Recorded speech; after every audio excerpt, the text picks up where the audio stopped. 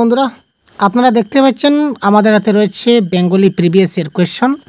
তো এই যে প্রিভিয়াস ইয়ার কোয়েশ্চন দেখতে পাচ্ছেন, প্রথমেই আপনাদের ডাউট আমি ক্লিয়ার করে দিই। এই প্রিভিয়াস ইয়ার কোয়েশ্চন হচ্ছে পেপার 2। আপনারা অনেকদিন থেকে ডিমান্ড করেছেন স্যার পেপার 2 এর ক্লাস চাই। এটা হচ্ছে পেপার 2, ঠিক আছে। তো লাইভ কোয়েশ্চন এই দেখুন, প্রশ্নপত্র 2 পেপার 2। আর আজকে যে আমরা ডিসকাস করব যে কোয়েশ্চনগুলো হবে ল্যাঙ্গুয়েজ 1 এর কোয়েশ্চন।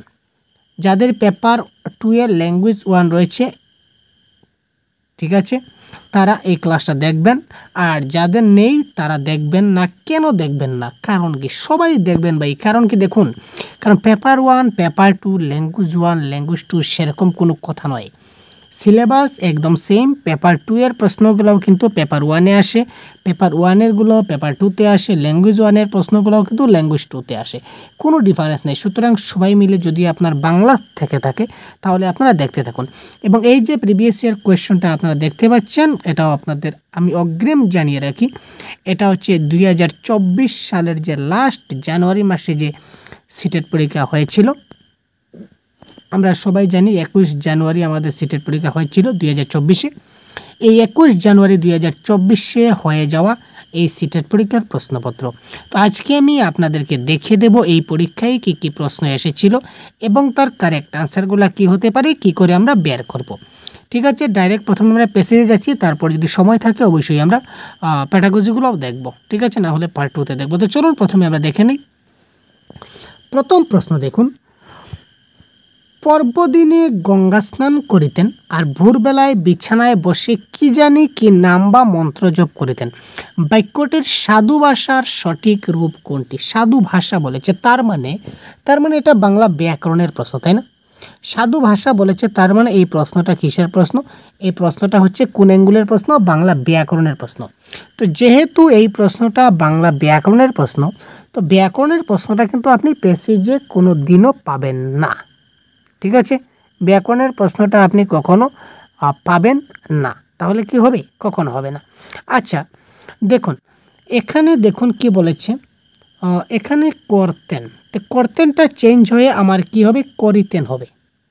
করতেনটা চেঞ্জ হয়ে সাধু ভাষায় যদি করি তাহলে করতেনটা চেঞ্জ হবে। করতেনটা চেঞ্জ হয়ে আমার কি হতে হবে? করিতেন হবে।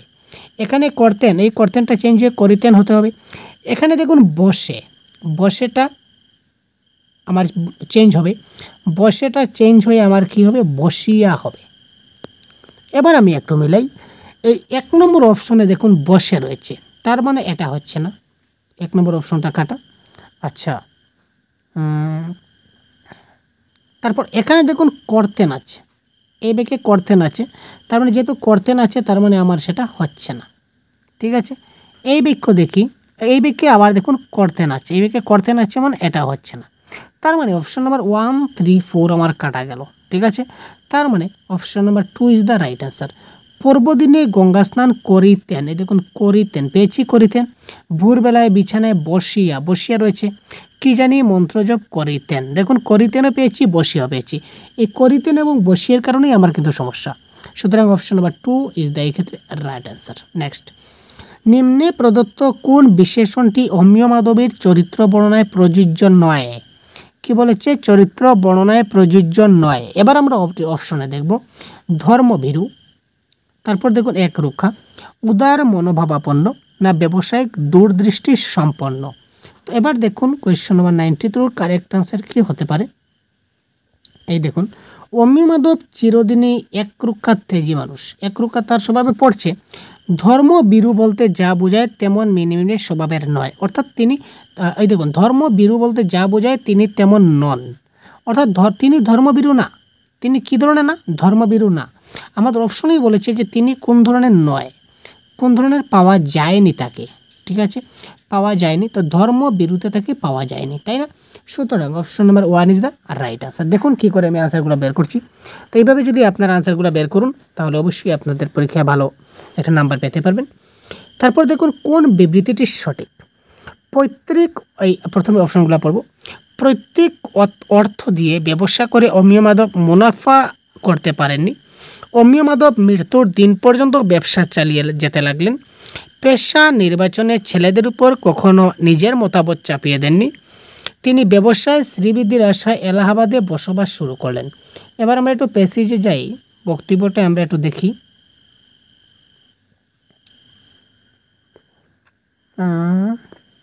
এই দেখুন কি বলেছে, দেখুন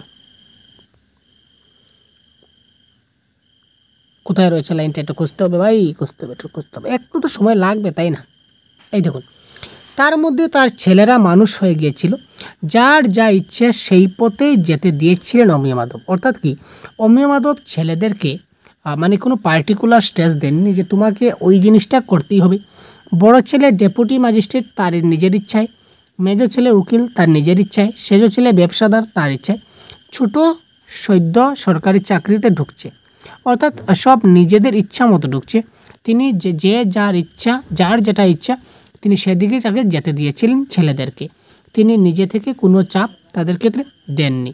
সুতরাং এই ক্ষেত্রে কারেক্ট আনসার হবে কোনটি, দেখুন তো, এই দেখুন, পেশা নির্বাচনে ছেলেদের উপর কখনো নিজের মতামত চাপিয়ে দেননি। তিনি নিজের মতামত চাপিয়ে দেননি, তারা নিজের ইচ্ছায় উকিল হয়েছে, নিজের ইচ্ছায় কেউ মাস্টার হয়েছে, যার যার ইচ্ছায় হয়েছে, তাই না। এবার দেখুন কোয়েশ্চন নাম্বার 94, পরিমিত এর বিশিষ্ট রূপ কোনটি? কী হবে কারেক্ট আনসার বলুন তো ভাই, আপনারা বলুন তো। পরিমিত এর বিশিষ্ট রূপ কোনটি হবে? পরিমার্জিত, পরিমেয়, পরিমিতি না পরিমাপ? কী হতে পারে কারেক্ট আনসার বলুন তো কমেন্ট বক্সে। কোয়েশ্চন নম্বর 94 কারেক্ট আনসার কী হতে পারে? তো 94-এর কারেক্ট আনসার হবে পরিমিতি। পরিমিতি, পরিমিতর বিশিষ্ট রূপ হবে কি? পরিমিতি। ঠিক আছে, নেক্সট, যার যা ইচ্ছা তাকে সেই পথে যেতে দিয়েছিলেন অমিয় মাধব। এই বাক্যটা কোন শ্রেণীর বাক্য? আমি আমার সরল জটিল যৌগিক বাক্যের যে গঠন, এগুলা নিয়ে আমি অনেক কনসেপ্টের ক্লাস দিয়েছি, অনেক সহজভাবে আমি কিন্তু অনেক বুঝিয়ে দেওয়ার চেষ্টা করেছি। অর্থাৎ যে কোনো জন যদি আপনারা ক্লাসটা দেখে থাকেন তাহলে অবশ্যই আপনারা এই প্রশ্নের কারেক্ট আনসার করতে পারবেন। দেখুন, জটিল, সরল, মিশ্র না যৌগিক? যদি কোনো বাক্যে যখন তখন, যা তা, যেহেতু সেহেতু এই ধরনের শব্দগুলো থাকে তখন সেটা জটিল বাক্য হয়। যেমন এখানে দেখুন, যার যা ইচ্ছা তাকে সেই পথেই যেতে দিয়েছে, অর্থাৎ যা তা রয়েছে, যা তা, ঠিক আছে, যার যা ইচ্ছা তাকে সে যা তা রয়েছে। সুতরাং এই বাক্যটা কী ধরনের বাক্য? জটিল বাক্যের উদাহরণ। ঠিক আছে, আচ্ছা, কোয়েশ্চন নাম্বার 96-এর প্রশ্নটা গুরুত্বপূর্ণ। এই ধরনের প্রশ্ন কিন্তু আমরা একটা পরীক্ষার হলে দেখতে পাই, প্রত্যেকটা কোয়েশ্চন সেটে কিন্তু এই ধরনের প্রশ্ন থাকে। নিম্নে প্রদত্ত বিবৃতিগুলি ঘটনাক্রম অনুযায়ী সাজালে সঠিক ক্রমটি হবে। এখানে 4টা লাইন রয়েছে, আমাদের বলতে হবে এই 4টা লাইনের মধ্যে কোন লাইনটা প্যাসেজের প্রথমে আছে, কোন লাইনটা তারপর রয়েছে, কোন লাইনটা মানে প্যাসেজের সিকোয়েন্স অনুযায়ী এই লাইনগুলো বসাতে হবে। এখানে অ্যাকর্ডিং টু অপশন এইগুলো আমাদের বসবে। ঠিক আছে, তো প্রথমে আমরা এখানে একটা জিনিস দেখব। এখানে দেখুন লাস্টের যেটা আমরা প্রথমে লাস্টেরটা মিলাবো। লাস্টে দেখুন এখানে ঘ ঘ, লাস্টে ঘ ঘ দুটা রয়েছে, এখানে লাস্টে ক ক দুটা রয়েছে। তো আপাতত লাস্টেরগুলো আমরা কেটে নিই, কারণ কি লাস্টের দুটা আমাদের মিলাতে হবে, একটা পেলে কিন্তু হবে না। প্রথমটা একটু দেখি তো, প্রথমটা দেখুন খ ক গ ঘ, ইয়েস, লাস্ট প্রথমেরটা কিন্তু আমাদের ডিফারেন্স রয়েছে। যদি যেটা ডিফারেন্স থাকবে ওইটা মিলাবেন তাড়াতাড়ি হবে, সবটা মিলাতে লাগবে না। যদি শেষেরটা এই ধরনের ডিফারেন্স থাকতো তাহলে আমি শেষেরটা মিলাতাম। এবার কিন্তু আমার প্রথমটা ডিফারেন্স রয়েছে, তাই আমি প্রথমেরটাই মিলাবো। তো প্রথমেরটা মিলাবো, কী করে মিলাবো এবার দেখুন। এই 4টা লাইন খুব ভালো মতো পড়ুন। অমিয় মাধব এলাহাবাদে বসে সমস্ত ব্যবসা গুটিয়ে নিলেন, লাইনগুলো মনে রাখুন। অমিয় মাধব এলাহাবাদে বসে সমস্ত ব্যবসা গুটিয়ে নিলেন। অমিয় মাধব মধ্যপ্রদেশের বিভিন্ন শহরে তার ব্যবসা চালাতে লাগলেন। অমিয় মাধব রুড়কিতে ইঞ্জিনিয়ারিং পড়তেন। যৌতুকে পাওয়া টাকা দিয়ে ব্যবসা শুরু করলেন। এই 4টা লাইনের মধ্যে কোন লাইনটা, ঠিক আছে, আমাকে বলতে হবে যে কোন লাইনটা এই প্যাসেজের সবের প্রথমে আছে। এটা যদি আমি বের করতে পারি আমার আনসার হয়ে গেল। তো প্যাসেজের প্রথম থেকে আমি একটু স্টাডি করব। দেখুন, অমিয় মাধবের মৃত্যুতে সমস্ত এলাকার সহজে হইচই পড়ে গেল।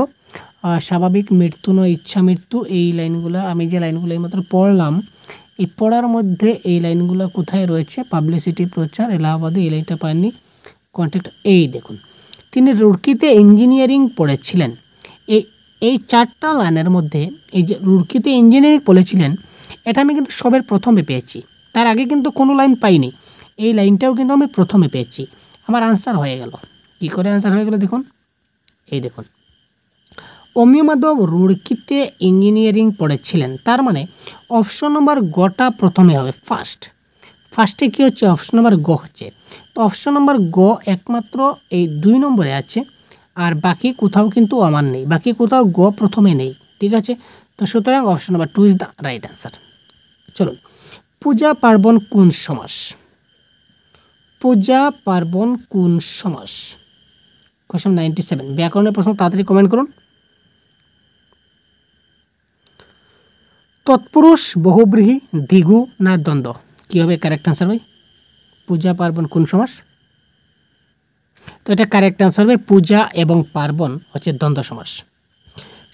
জীবনের শেষ প্রান্তে এসে তিনি এলাহাবাদে স্থায়ীভাবে বসবাস করতে শুরু করলেন কেন?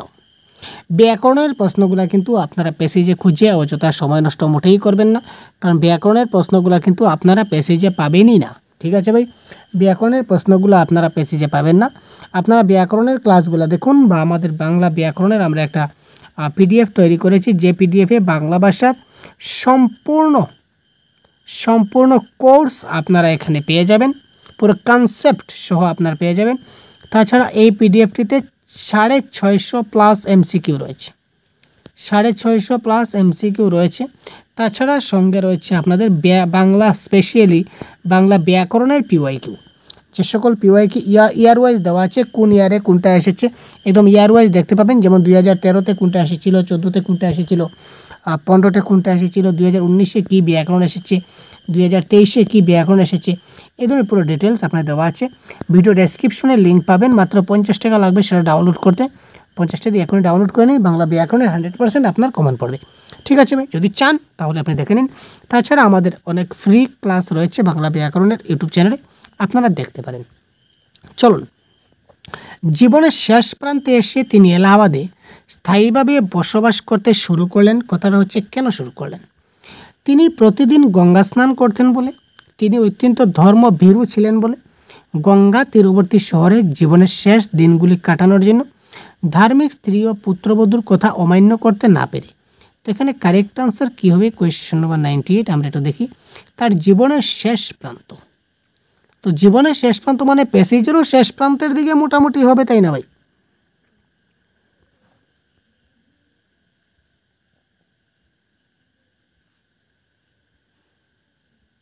আচ্ছা, এই দেখুন,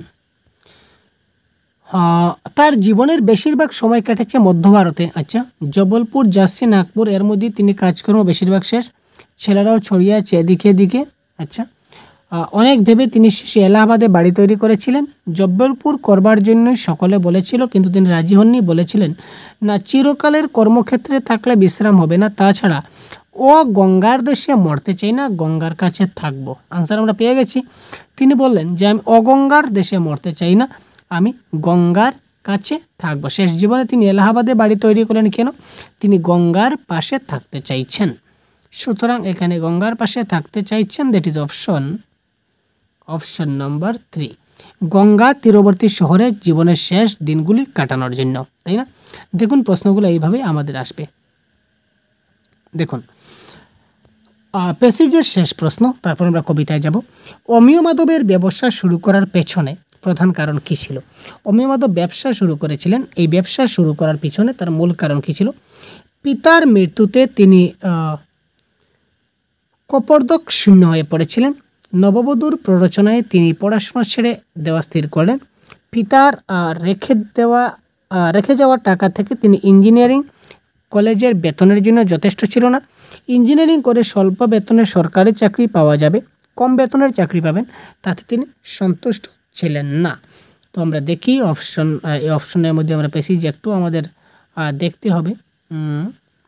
তিনি ব্যবসা জয়েন করেছিলেন কিসের জন্য? তো এখানে দেখেছিলাম তিনি ইঞ্জিনিয়ারিং পড়েছিলেন, তো তারপর তিনি বিবাহ করেছেন, তারপর কিছু হবে। পড়াশোনা বেশি দূর এগোয়নি। আচ্ছা, সংসারে বোঝা তার ঘাড়ে চাপলো। আচ্ছা, এই দেখুন, সেকালে রুড়কি থেকে পাস করলে সরকারি চাকরির অভাব হতো না, কিন্তু এতদিন অপেক্ষা করে এত কম আয়ের কথাটা ভালো লাগেনি অমিয় মাধবের। তাই তিনি পৈতৃক অর্থ সংসারে রেখে যৌতুকের টাকায় ব্যবসায় নেমে পড়েন। অর্থাৎ কি, তিনি এই বেতন কম, এই এত কষ্ট করে এত ইঞ্জিনিয়ারিং পড়েছিলেন, আর এই কম টাকায় কম বেতনে তিনি চাকরি করবেন, তার জন্য তিনি চাকরি করেননি। এই কথাটা তার ভালো লাগেনি। আবার ক্লিয়ার করে দিই, দেখুন, এতদিন অপেক্ষা করে এত কম আয়ের কথাটা তার ভালো লাগেনি অবিয় মাধবের। আর সেকালে রুড়কি থেকে পাশ করলে সরকারি চাকরির অভাব হতো না, তিনি পেয়ে যেতেন। কিন্তু এতদিন অপেক্ষা করে এত কম আয়ের কথাটা তার ভালো লাগেনি, অর্থাৎ তার বেতন কম ছিল, তাই তিনি চাকরি করতে রাজি ছিলেন না। সুতরাং কারেক্ট আনসার কোনটা হবে? দেখুন অপশন নাম্বার 4, ইঞ্জিনিয়ারিং করে স্বল্প বেতনের সরকারি চাকরি তার ভালো লাগেনি। ঠিক আছে ভাই। তারপর দেখুন একটা কবিতা ছিল আমাদের, বাতাস তুই আমার পুণ্যের গাছ ছুঁয়ে আসিস। এই কবিতাটা 100 কোয়েশন। কন্যা রান্না করার খুদ খাওয়ার ব্যাকুলতা, কন্যার স্পর্শ পাওয়ার ব্যাকুলতা, কন্যাকে লাল পেড়ে শাড়ি কিনে দেওয়ার ব্যাকুলতা, নিঃসঙ্গ জীবনে দ্বিতীয় পত্নী আনার ব্যাকুলতা। তো বাতাস তুই আমার পুণ্যের গাছ ছুঁয়ে আসিস, এই লাইনটা কোথায় হচ্ছে আমরা একটু দেখি। এই দেখুন, বাতাস তুই আমার পুণ্যের গাছ ছুঁয়ে আসিস। তো তার আগে কবিতাটা দেখতে হবে। কবিতাটা কীভাবে দেখুন, টাকার অভাবে বেটিটুর বিহা দিতে পারিনি, উত্তরপ্রদেশের ছোড়া 500 টাকায় কিনে নিয়ে গেল, আজও কোনো খবর পাইনি জানটা যে কি করে, ঘর দূর ফাঁকা ফাঁকা মা লক্ষ্মী আছে কেমন করে, পূজায় একটা কাপড় দিতে পারিনি বলে কত দুঃখ, লাল পেড়ে চেয়েছিল কটা টাকার জন্য ধরে, ছেড়ে দিতে হলো আমার বিদেশি ভিউয়ারে, বাতাস তুই আমার পুণ্যের গাছ শুয়ে আসিস। অর্থাৎ তার মেয়ের প্রতি যে ব্যাকুলতা, মেয়েকে না পাওয়ার যে ব্যাকুলতা, সেটা এখানে প্রকাশ পেয়েছে। সুতরাং কন্যাকে স্পর্শ পাওয়ার ব্যাকুলতা, এটা হবে রাইট আনসার। বাবা কি রানবো চাল বাড়ন্ত, এখানে এই যে বাড়ন্ত শব্দের অর্থটা কি? 101। মামরা মেয়ে গোবর ছুরি নামিয়ে রেখে হেসলে, আসতিস বাবা কি রাঁধবো চাল বাড়ন্ত, খুদটু যা রাঁধছিস একবারে অমৃত, বুড়া বয়সে ভগবান আমায় এত দুঃখ দিলি। ঠিক আছে, অর্থাৎ বাবা কি রাঁধবো চাল বাড়ন্ত মানে কি, চাল আর নেই, খুদুদ রান্না শেষ হয়ে গেছে, চাল কিন্তু আর নেই, এবার সে কি রাঁধবে। তো এখানে বাড়ন্ত শব্দের অর্থ কি দাঁড়ালো দেখুন তো, এটা দাঁড়ালো কি নিঃশেষিত। কারেক্ট আনসার সেটা কি দাঁড়ালো? এটা দাঁড়ালো নিঃশেষিত। পিতার অসহায়তার যে করুণ চিত্রটি ফুটে উঠেছে, তার কারণ কি? পিতার অসহায়তার যে করুণ চিত্র এখানে ফুটেছে, তার কারণ কি? 102। এটা কারেক্ট আনসার। পত্নীর অসুখে উপযুক্ত চিকিৎসার ব্যবস্থা করতে না পারা, এটা আমরা পাইনি। পত্নী বিয়োগের পর দ্বিতীয় বিবাহ করার পশ্চাতাপ, সেটা পাইনি। দীর্ঘদিন মেয়ের হাতে রান্না খেতে না পাওয়ার দুঃখ, সেটা পাইনি। এটা দেখুন, অর্থ অভাবের দরুন বিয়ে দিতে না পারে মেয়েকে দূরদেশে বিক্রি করার যন্ত্রণা, তিনি মেয়েকে দূরদেশে বিক্রি করে দিয়েছিলেন পয়সার অভাবে। এই দেখুন, টাকার অভাবে বেটিটার বিহা দিতে পারেনি, উত্তরপ্রদেশে সুরা 500 টাকায় কিনে নিয়ে গেল। অর্থাৎ তিনি মেয়েকে বিয়ে দিতে পারেননি, 500 টাকায় তিনি মেয়েকে অন্য ছেলেটা কিনে নিয়ে গেল, তার মানে তিনি বিক্রি করে দিলেন। তো এটাই তার মনের কী ছিল? দুঃখ ছিল। এখানে ক্লিয়ারভাবে দিয়েছে, অর্থ অভাবের দরুন বিয়ে দিতে না পারা মেয়েকে দূরদেশে বিক্রি করার যন্ত্রণা ইজ দ্য রাইট আনসার। তো হৃদয়খানা রাত্রির আকাশের মতো তোলপাড় করে, উর্দুতে কোন অলঙ্কার প্রয়োগ করা হচ্ছে? 103। এটা ছন্দ অলঙ্কার। আপনারা ছন্দ অলঙ্কারের ক্লাস যদি দেখে না থাকেন অবশ্যই দেখে নেবেন। তো হৃদয়খানা রাত্রির আকাশের মতো তোলপাড় করে উদ্ধৃতিটিতে কোন অলঙ্কার প্রয়োগ করা হয়েছে? হৃদয়ের সঙ্গে রাত্রের আকাশের তুলনা করা হয়েছে, তাই না? হৃদয়ের সঙ্গে রাত্রের আকাশের তুলনা করা হয়েছে, অর্থাৎ কি একটার সঙ্গে একটা যখন তুলনা করা হয় তখন সেটা হয় কি উপমা অলঙ্কার। ঠিক আছে।